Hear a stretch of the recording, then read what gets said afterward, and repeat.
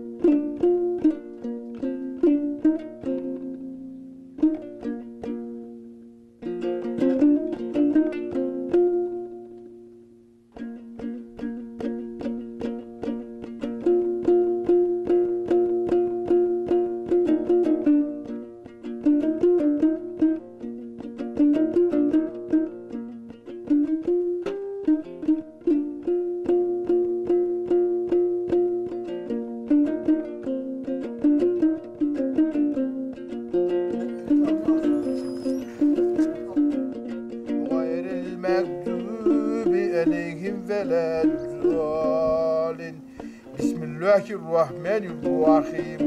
Kul huvallahu ehad, Allahus somed. Lem yelid ve lem yulad ve lem yekun lehu kufuven ehad. Sübhane rabbike rabbil izzati amma yasifun. Жатқан жерлерін жайлы ربنا آتنا في الدنيا حسنة وفي الآخرة حسنة وقنا عذاب النار برحمتك آمين. الله أكبر. Саңа спорт келчүнөкөч. Мына быйыл 2010 жылдын 7 апрелиндеги окуяга туура 10 жыл толот. Ушул 10 жыл аралыгында ал кездеги коюлган максаттар канчалык деңгээлге ишке ашты? Ушул боюнча бир өзүңүздүн оюңузду, пикириңизди айтып койсоңуз.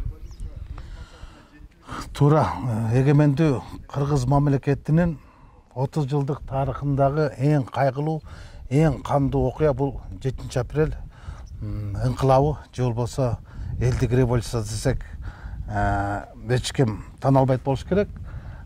Бирок ошол мындан 10 жыл мурун орун алган Орду Толгус жоготууга алып келген окуяда анан ошондо коюлган талаптар ишке аштуу максаттарына жеттүү деген суроо ар ким өзүнүн деңгээлинен жооп бере атпайт. Мен ошол окуяларга катышкан адам катары, ошол окуялардын башында турган бириккен элдик кыймыл деген оппозициялык кыймыл болгон, ошонун саясий кеңештин мүчөсү катары так ачык айта алам. Мына ушул касиеттүү арбактар байырлаган жерде туруп мен айта алам, апрель окуясынын максаттары ишке ашкан жок. Апрель окуясынын негизги максаттарынын бири бул адилеттүү бийлик, калыстыкты как жарган сот бийлиги, карапайым элдин таламын талашкан аткаруу бийлиги, бардыгына тегиз караган башкаруу бийлиги боло турган болсо, бүгүнкү көрүнүштөр ошол апрель окуясынын тарамдарына жооп бере албайт. Ошол убактылуу өкмөттүн башында турган адамдардын бүгүн бири дагы Кыргыз Республикасынын өкмөтүндө жок. Ошол убактылуу өкмөттүн башында турган адамдардын бири дагы бүгүнкү күндөгү президенттин аппаратында жок. Убактылуу өкмөттүн аралашып жүргөн кыйыр түрдө же болбосо ошого түздөн түз катышкан адамдардын бири дагы бүгүн бийликте жок. Эгер бийликте бар деп айта турган болсок, азыркы президентибиз Сооронбай Шарипович гана ошол кездеги убактылуу өкмөттүн убагында Ош областынын губернаторлорун жетектеп, жалгыз гана революционер ошол калды десек болот да.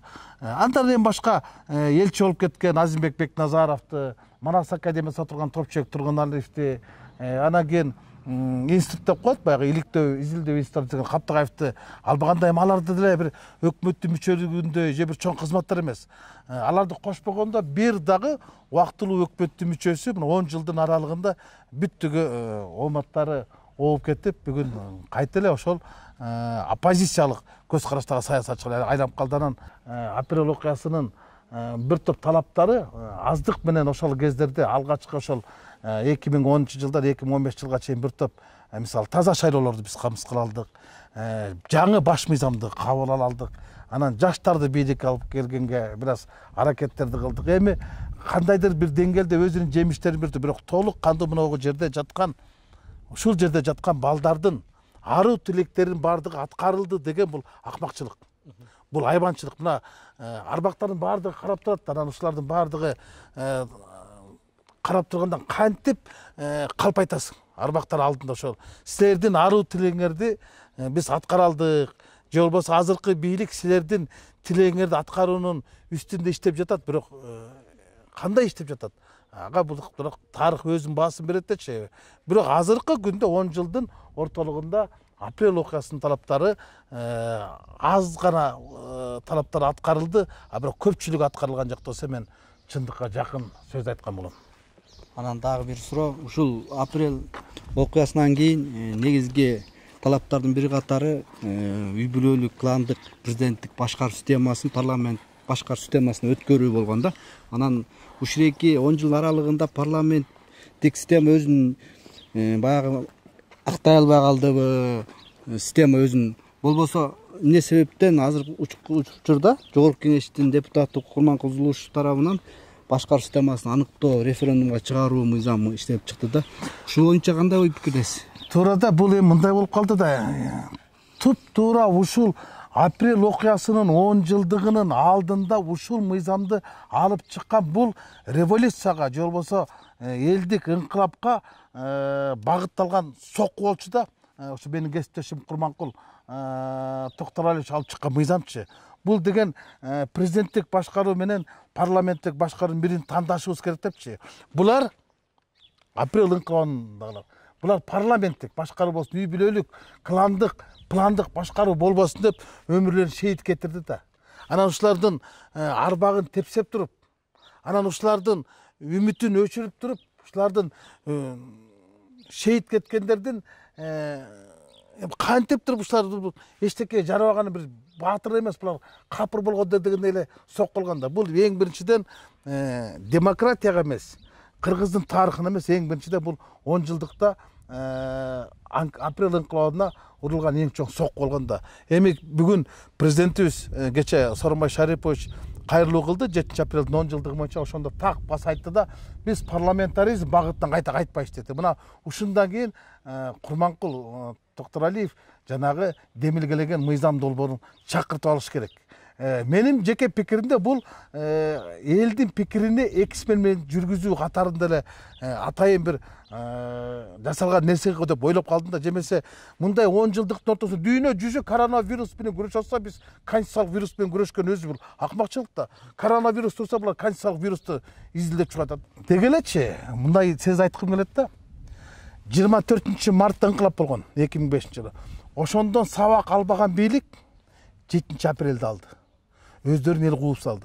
Азыр 7 апрелде бийлик сабак албаса, дагы бир ушундай ыңкылап түстөн чыгат да. Бул тарыхый эле нерсе экен. Мына жердин бардыгында боз үйлөр тигилип, бул жакта конференция залда тасмалар көргөзүлүп, аябай шаан шөкөт менен, анткени каалайбызбы, биз каалабайбызбы, тарыхты журмалайбыз, бирок бурмалай албайбыз да. Апрель ыңкылабы башталган форум ушул болчу. Мына бүгүн 10 жылдыктын алкагында көрүп алып туруп, кейсинде мыналардын бардыгы чөбү да тазалап койгонго жараган жок да. Ушул дарактардын бардыгы жок болчу. 10 жыл мурун бул дарактардын баары жок болчу. Бул мына бурчаткалар жок болчу. Бунун бардыгы 2010 жылы, 2011 жылы апрель окуясынын 1 жылдыгында мына дарактардын бардыгын 77 баланын арбагын арнап тиккен. Мыналардын бардыгын ошол ар бир баланын атын атап тигилген кайыңдар эле да. Мына бүгүн чөп басып, мусор басып, анан апрель ыңкылабынын бешиги 10 жылдыктын алкагында камакта жатканы, бул тарыхтын деле камалып жатканы менен барабар да. Майрамдык маанай жок. Жок дегенде ошол жергиликтүү жетекчилер башкасын коюп, башканы коюп манастайт дейт. Ошо апрель ыңкылабынын арты менен келген азаматтар жок дегенде ушул жерге келип гүл коюп, Куран окуп кетсе, арбактар ыраазы болбойт беле. Башында болгон бириккен элдик кыймылдын тап ушул жер болгон. Мынагы медиа форумда канча деген саясий окуялардын бардыгы ушул жерде өткөн. Канча деген кыргыздын саясатчылары ушул жакка келип баталган. Атактуу Икрам Илмянов ушул жерден чыкчу эмес. Идеолог Фарид Ниязов да ушул жерден чыкчу эмес. Икрам менен Фарид ушул жерде отурганда азыркы атка минерлердин бардыгы жүгүнүп келип кетип турчу да. Ушул 10 жылдыкты белгилөө боюнча мамлекеттик тарабынан уюштуруу комитети түзүлдү эле да. Анан ошол кездеги убактылуу өкмөттүн мүчөлөрү дейбизби же бектин мүчөлөрү дейбизби, ошолор адамдардан дээрлик жок экен.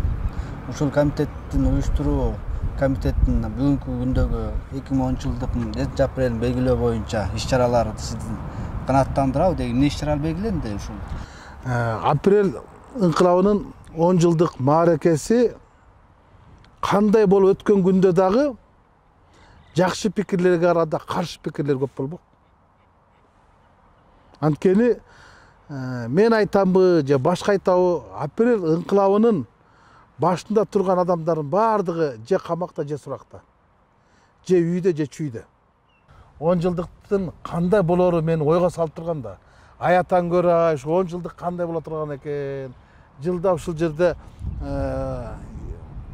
болчу эле, аны эми ачыгын айтыш керек, экс-президент Атамбаев уюштурчу ушул жердеги иш-чара бар. Эми ал киши өзү камакта, ал отурган штабта камакта, ал отурган СДПКнын штабы да камакта.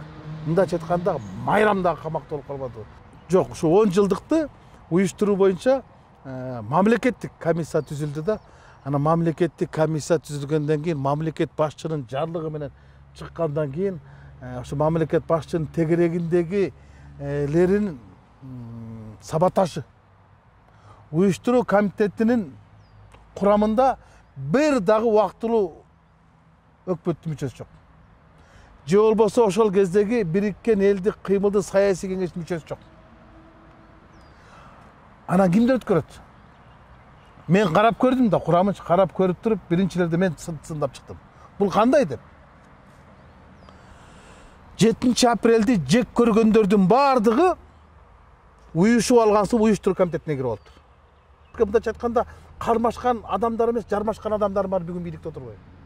7 апрелде кызматтан куугулгандардын бардыгы кайта бүгүн кызматка келип калды. 7 апрелден кийин кызматка келгендер бар кайта куугулуп кетти да. Турмуштун чындыгы ушул болот атпайбы? Жок да. Ошол кезде бек болгон, бүгүн жармысы зек болгон. Мынак турмуш ушундай, ачуу чындык ушундай.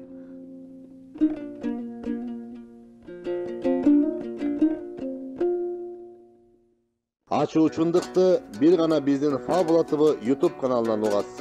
Жазылууну унутпаңыз.